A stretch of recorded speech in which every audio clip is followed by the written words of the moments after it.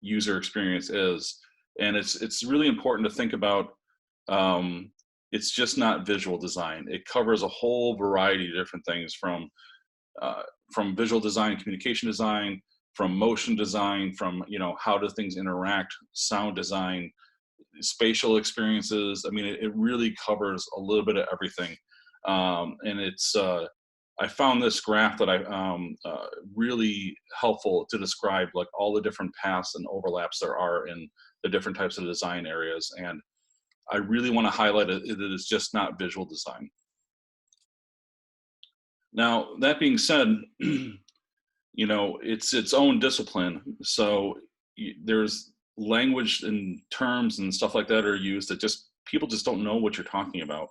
You might think it's common knowledge, but there's quite a few things that people just don't understand. So it's really, how do you build a common language and a common set of questions that your team can ask each other, can talk about, to get the ball rolling. Because in the end, yes, the designers own, the design, but really everybody is part of that design process, and they should be able to feel free to add to that process and give feedback on it as well. So in the very beginning, you have to think about the planning stage. And here are some questions we'll go through and talk about when you're planning your product and in the features you'd like to put into it. Don't worry about reading all those questions now. We're going to hit each one of them as we go through the list. So I think one of the first things to start is just really, what's the right mix do you have? Do you have the right level of your goals? Do you have the right content? Do you have the right interactions between you and your users? This right here is something called the QB model. There's plenty of other models out there. You don't have to use this particular one, but it's really trying to find a model that works best for you. One of the examples I can give here is that in the past, I worked for Google and YouTube and a whole bunch of other startups in the past. And what I found interesting is that sometimes you can have the best UX ever, but if you don't have content that people want, then they simply won't use your UX or your designs. So it's really about finding the balance to make sure that you have all of these things balanced out. I always try to think of it as a multi-legged chair. If you start making any of them too short or too long, the whole process is going to tip over. And you should think about that as well when you're talking about your goals and the processes around your work that you're doing. And the best thing to do is to test it with your users and just move forward from there. Here's one that happens quite often. It's really, are you seeing all the pieces? And people will love to throw data around in a meeting or information or processes. And quite often it's too myopic or it's too broad to be any help. So you really have to look at a variety of different things. The reason I'm showing the elephant here is that there's the old proverb of the blind man and the elephant, where they're all describing a very different thing depending on what they're touching. Everything from a trunk of a tree to leather when they're touching the ears. Also, it's really the perspective that's important. So what are the tools that you can look at and take a step back to really get insight on what you're building? Now, that could be, part of it's going to be quantitative, but quantitative is really going to show you what has happened in the past. It may predict the future, it may not. So it's something to keep in mind when you're looking at numbers like that. Qualitative, talking with users and getting insights there, that can be really helpful for predicting the future and how they're working with different things. But you also have to distill the details out of that. There's the old saying for Henry Ford when he was talking about building a car. He's like, if I would have asked people what they wanted, they would have said a faster horse. It's a very old saying, but it's very true. So you don't have to listen to everything that they say, but you have to find the details in there that make your product really kick ass. Now, the other part is, are you really focusing on your core users? And I say core because quite often all the people on the team are probably power users, and they tend to think like a power user. And that can actually be problematic because power users are always in the small percentage when it comes to uh, of people using the actual product, and that can alienate a mass of the vast majority of users. So you really have to figure out where you fall on the power graph, like on the user list, and figure out where your spikes are, and build and cater to that at those particular points. And you need to be flexible. You need to understand that not every user is going to do it the same way as you, and that's okay. They may become power users in the future, but if they don't, but they use your product every day, that's still a good thing. So you have to figure out how to balance those out. One of the things that I like to say when people say, well, I'm a user too, is, well, yes, you are a user, but you're a user. You're a single data point. You're not all of the users. And that's sometimes a hard pill to swallow, but it's important for people to keep in mind. Now, here's another great book, Don't Make Me Think. You have to be careful about complexity. Yes, we really want to always, give as many features and details as possible, but that can really cause a lot of headaches and be really problematic. There's a big difference between being complex and intricate. And I think you have to find the right balance when you're working on different systems. And we'll dive into that a little bit here. So one of the things that I think is important to look at, if you look at your entire process and the entire complexity of the system, you have to figure out what part of it is handled by the user and what part of it is handled by the backend or the system. And basically where the two combine is where the interface is for the user. Now, in this one, it's a split right down the middle. I do not think that's the best setup. It's usually better to have the back end in the system handle most of the complexity and give the user, the right amount, let them have flexibility and do what they need to. But you should try to learn from their actions and be as implicit with your settings as possible, as opposed to being explicit. And what I mean by that is that if there's tons of customizations to do, that's great. You don't have to put those as a primary navigation item. Those can be hidden instead, and you should learn from the way the user interfaces with your product and adapt accordingly and make those settings by yourself. The user can always dive in deep and tweak them later, but you should not put that up front and just confuse them.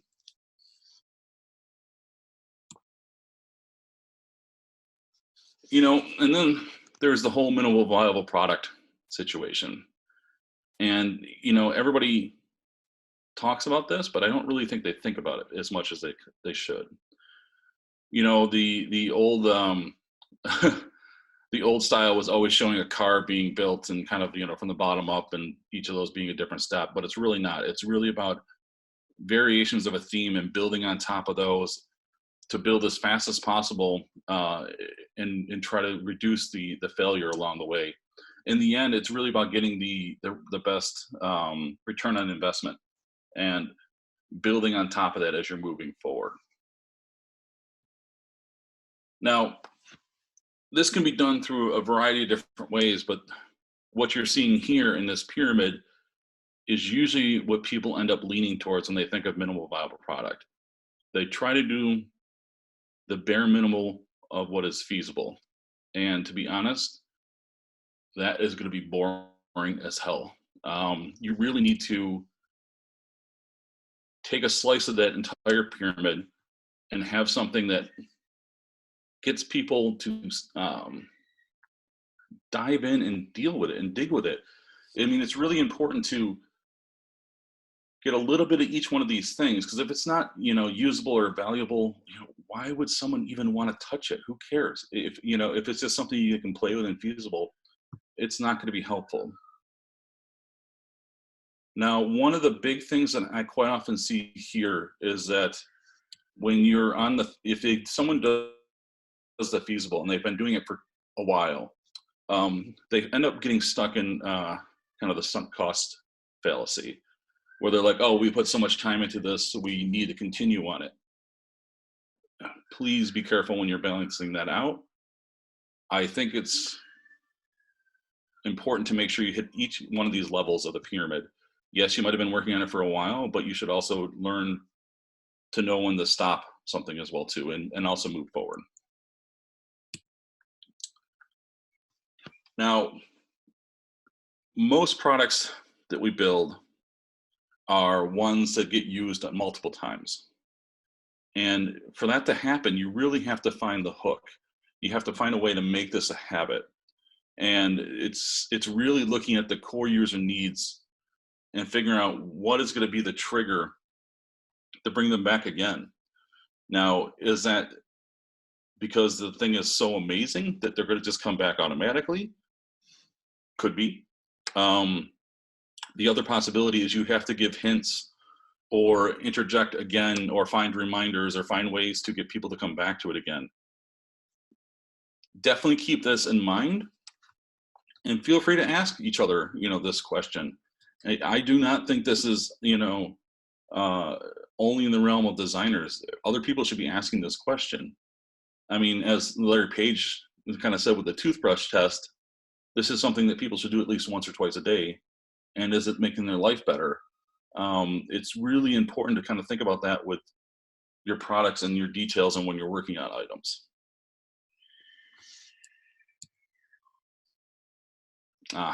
Priorities. This is very much tied to your minimum viable product.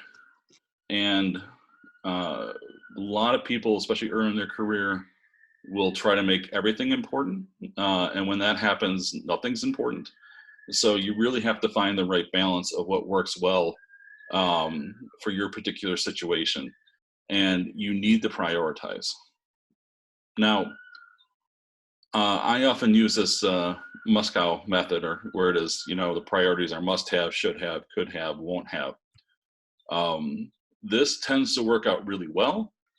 However, it does create a big barrier for people that are not used to prioritization, especially of their own ideas. So I end up adding a separate one in here. So really, it's I add a nice to have. To be honest, it's identical to won't have, and I don't use the numbers alongside of it. But when someone has an idea and it's put into the won't have, it doesn't work for everybody. Some people get a little upset. But if you have it in the nice to have, they feel like their idea has been collected and appreciated, and you're not just dismissing them. Sometimes the won't have feels dismissive. Feel free to use whatever method that works best for you in your current situation. Now, again, like I said, when everything is important, nothing is important, and you can quite see that here. You have to figure out what your balances are and move forward so that you're building your minimum viable product, and that's based on that pyramid that hits all of those different things of usability, feasibility, and desirability. And it's something that you can build quickly and move forward on without getting stuck in the weeds and building and going in circles for days and months on end. So that's more on the planning side. Now, once the designs start coming together and you're starting to think about it, it's really important to start giving feedback to the designers and to the rest of the team about how to move forward from there. And this is where we have a series of other questions about the actual design portion of this, and we'll dive into those right now. It's really important to figure out what the story is for your product. There's this whole hero's journey thing that you can go through. That's more for long stories. But humans are hardwired for stories. So telling stories is really important. And it doesn't necessarily mean it has to be this long, epic, but it really boils down to, like, what is your elevator pitch? What do you want them to know? What do you want them to feel? What do you want them to do? And if you can distill that down for your features and your products to just a few sentences, that'll be super helpful in being able to communicate with your team and your stakeholders about what you want to accomplish with what you're working on. Again, going back to prioritization, but this is actually more on the visual level. Like, what is your primary action? Like, when someone comes to your screen or comes to your service, what is the first thing you want them to do? If that's not clear, that's really going to be a problem. You don't want people wandering around all over the place. It doesn't mean that there can't be other actions or elements, but it's really important to make sure that there's a clear priority for that. That can be done with color, contrast, size. There's a bunch of different things you can do that. And then you have to really ask yourself, are you guiding the user properly? Are you giving them things to know, like little breadcrumbs to figure out where they were and where they're going? Now, there's this little one that I like using for visual designs. I call it the squint test. Other people have called it by different names, but basically what that means is that if you blur your vision a little bit, squeeze your eyes a little bit, close your eyes a little bit, can you figure out what the primary action is? If you can't, that could potentially be a problem. And it's a quick way for non-designers to be able to say, hey, I don't know what the first thing to do here is as far as an action. And it's really important to be able to kind of figure that out right away. Now, once your product is up and running, if you have content that's that keeps people entertained or moving forward, you have to provide pivots for people for a variety of reasons. First, people have short attention spans, so you really need to keep them entertained as you're moving forward. The other portion of that is that you need to encourage exploration. You can sometimes get stuck in a filter bubble of sorts, and you need to have ways to be able to pull people out of that and have them move in different directions. So definitely look into different recommendation systems and figure out what's the best one that works for you and your content and your users. I would highly encourage not to just put random content, because that's really not going to lead anywhere unless you're collecting a ton of data and figuring out what to do with that afterwards.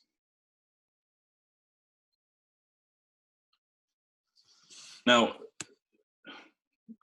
this one is absolutely key, and it's for any kind of thing that you're designing. Are you giving the user feedback? I mean, if it's a digital product, are you giving a visual feedback? Are you giving audible? Is it haptic? Like, if they do an action, how do they know that it was processed or received?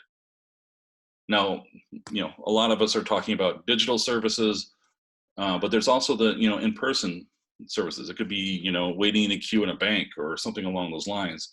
You need to give visual feedback, verbal feedback, or have some other reasonable method for people to know that they're engaged with your service and what you're working on.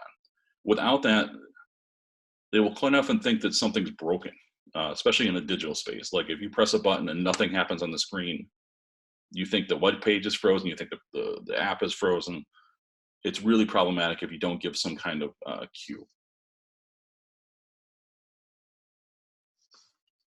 Now, it's always fun to try different things, but if you want to make it easy for your user, always lean towards consistency over novelty. If you have, as you see here with this really quick thing, if you click A, then B, and then C, if that's the process you have throughout your entire product, suddenly switching it in some random spot is really going to confuse people. Now, that's not to say you can't change, but you need to make sure that the patterns are always consistent as you're going through. And this is one of the reasons for kind of using a design system or something along those lines. So now we had talked about the planning, the actual design, and some questions that both designers and non-designers can talk about and use. Now, in our current situation, it's really how do you apply these in areas when everybody's remote, and how do you communicate and build on top of those things? So let's dive into some of those topics right now. So for me, one of the key things is really over communicate. You'll quite often hear the cliche, it's always better to over communicate rather than under communicate. To be honest, when people are remote, that is absolutely the truth. people have emails coming in, they have Slack coming in, they have everything else coming in at once. And to be honest, it's easy for things to get lost. So it's better to over communicate and share details there. It's also really nice to make sure you celebrate milestones and, what has currently happened so far in the day, or even more critical, what are the blockers? What are stopping people from being able to get their work done? And those are the ones you really need to focus on and get those out of the way for your team so they can be moved forward on. Now, how do you do this? So there's plenty of examples, and really love to hear some of the ones that you have. But one of the first ones that I really like is virtual stand-ups by Slack, via Slack. So that could be every person kind of says, hey, I did this yesterday, I'm planning to work on this today, yes or no, I don't have any blockers. And they just send those out, and you see everybody do it every morning. And it's a nice way to give everybody a quick update of what's going on. Another way to do it is to send summaries. I think daily might be over the top, but I think a nice weekly summary is really helpful, especially if you have it broken down by categories and maybe have the categories. One of the things that I like to use is the streetlight method. Green, it's on task. Yellow, we're a little behind. There's some things we're worried about. Red, hey, there's a blocker here. We need to make sure we get this blocker out of the way, or it's not going to get completed. And just doing this really quick method is a real nice way to share to the team what's been happening, what's moving forward, and it also helps stakeholders realize where you are in the process at that particular point.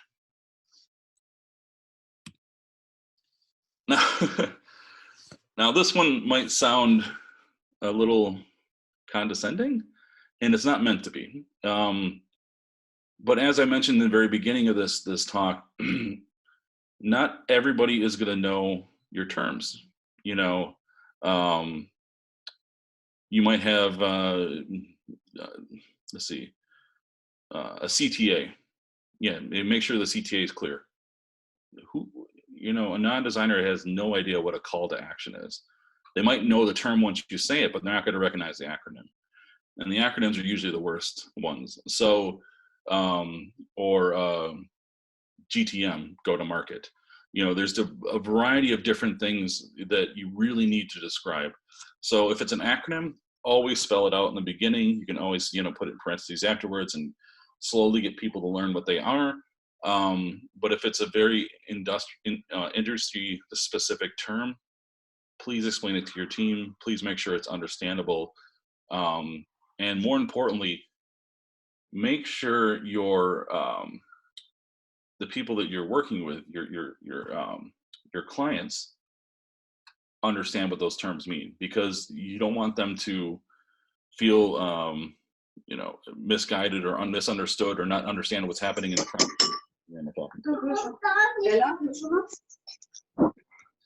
Hello, someone else.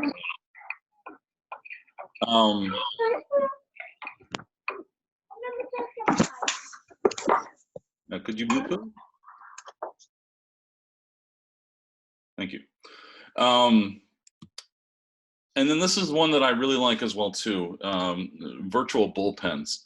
And what does this mean? What is a bullpen? And for those of you who have not heard of these before, it's basically a non-meeting meeting. And I've seen these worked out really well, where people are really spread out, either throughout a campus or throughout a company. Basically, you get everybody, if it was in the real world, you get everybody together like once a week or so, and they just work on their standard stuff just in a meeting room together. But this way they can easily ask questions and share and talk with each other about anything that pops up as they're working on it. This works really well in the virtual environment as well too. You take something like Zoom or whatever other tools you're using, and you just put the audio on and just and just do your daily work. And if a question pops up or an email comes up, it's almost like actually sitting next to the person and being able to ask questions. If a question pops up, you can always turn the audio on and switch to a different breakout room or whatever you need to do. But it's really helpful to do something like this and have them scheduled on a regular basis so your team can communicate with each other. in a more natural, casual conversation instead of making it feel like everything's got to be booked. Because you can definitely overschedule things. And then there's always these tools. I hope that you're using some of these. There's lots of collaborative design tools out there that are, helpful for both designers, engineers, and even stakeholders. And I think it's really helpful to start diving into those. And if you have some free time now, if business is slow, or if you're having, there's not as much to do in your office, dive into a couple of these, see which one works out well for you, what works well for your team, and really play around with it and see how you can work with it. I mean, Miro has been amazing for doing kind of virtual whiteboards and being able to plan things out, getting feedback from people. That you can do virtual post-it notes. Abstract is great for kind of letting people edit the same sketch file. Figma's, really nice for being able to design things in a collaborative environment. And then Zeppelin, which has been around for a while, is great for kind of, cutting pieces up and working with your engineering team to make sure they get the parts and the feedback that they need on the design. And, and I would, for all of these, don't be scared to share this with non-designers. Yes, it might be a little overwhelming for them initially to look at, but it's also important to make them feel like they can give feedback in a timely manner. Having a check-in with stakeholders, on every couple weeks or something like that, and only getting feedback then just makes the process really slow. So you really need to make sure that everybody feels like they can communicate and talk to each other as you're working on your designs. And this brings us towards the end. Work on a design system, or work off a design system, I should say. Using one of these is going to really help standardize both the way you work and the consistency of your work. And it's really helpful to make sure that people understand, what are they going to get out of this? Like, what is this going to look like towards the end? And, if you need to make changes, the design system can also cascade it out and make it much easier to build on. Now, what I would suggest as well too, and recommend, is that yes, you could build your own design system that works specifically for you. But if you're not an expert in Sketch or in Figma or whatever happens to be that you're using, definitely leverage the templates that are out there. There's plenty of them, are all over the place. And, they often have teams of people that are keeping them up to date. Leverage those. Those will be really helpful and will save you a ton of time instead of you building your own template. But, feel free to try your own as well too. It really depends on the complexity for what you need and what you're building on at that time. And I think that's about it for right now. Are there any questions?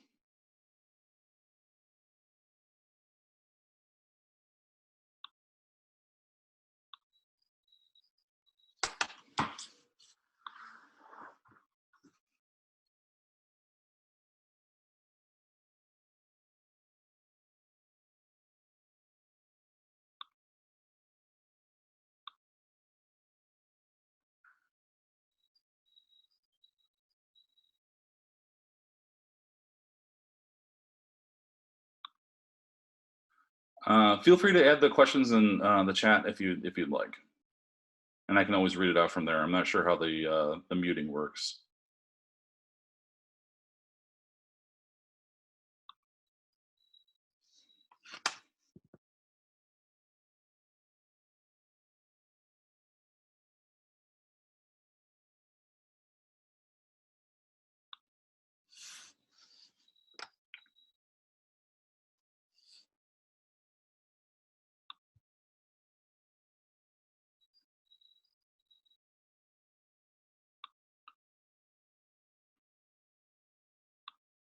All right, thanks for the note, Gregor. It looks like we do have one question that came through right now.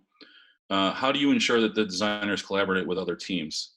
I think that's really interesting. It's not something that you can mandate that other teams do. So it's really about what I like to do is try to find a champion. I call it a champion. Someone that you can reach out to in your team that can be a supporter, or in another team, to help you kind of spread how you want to start collaboration. Often trying to get an entire company to change all at once is not going to happen. I mean, this is the reason why there's change management companies all over the place to help with these processes, because it's often hard to move things forward instantly. So it's really about where are the openings that you can find and start slowly changing things over time. Yeah, I would love if you could do it quickly, but quite often that doesn't is not easily done. Did I answer your question, Bloom? And then are there any other questions?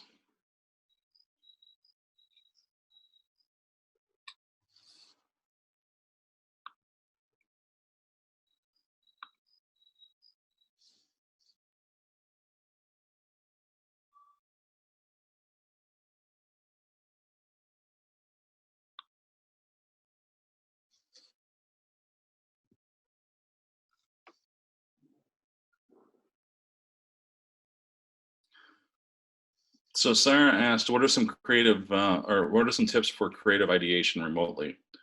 This is a really interesting one. And I think this is where Zoom, especially with its ability to do breakout rooms, is helpful. And I also like the use of Miro boards. So we actually did one of these just a little while ago, where we were giving, you probably run in ideation processes where people have, you say, okay, take 5 minutes, write a bunch of things on post-it notes, depending whatever the category is, and then post them up. Well, we had people do that, but we had them put them right on the Miro board right away. And as soon as they did, we could start clustering them, moving around. It was interesting. It was definitely worked really well. But I think one of the things that overcome is that as right now, there's not everybody is showing their video. So when you don't see the face and you hear silence, it's hard to know what is working and what is not working. And that's where you can see on the Miro board, it helps to indicate that there's progress going on. It's definitely a different experience, and I think people are still trying to find the right balance of it. But I think using those two in tandem has been really helpful to figure out how to collect ideas and then consolidate them, and then also cluster them as well. Did that help, Sarah? Are there any other questions?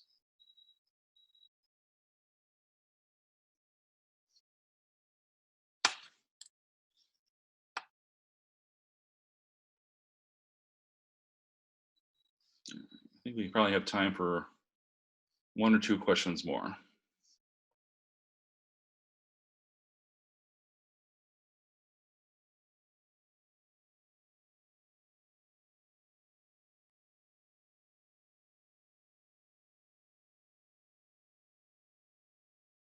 Well, it looks like there's no other questions. I really appreciate everybody joining and listening. I hope you found these helpful. If there's any questions that come up, feel free to reach out to me. Feel free to reach out to the team here, and we can definitely help you with these things. Have a great day and enjoy the rest of the conference. Thank you. Bye-bye.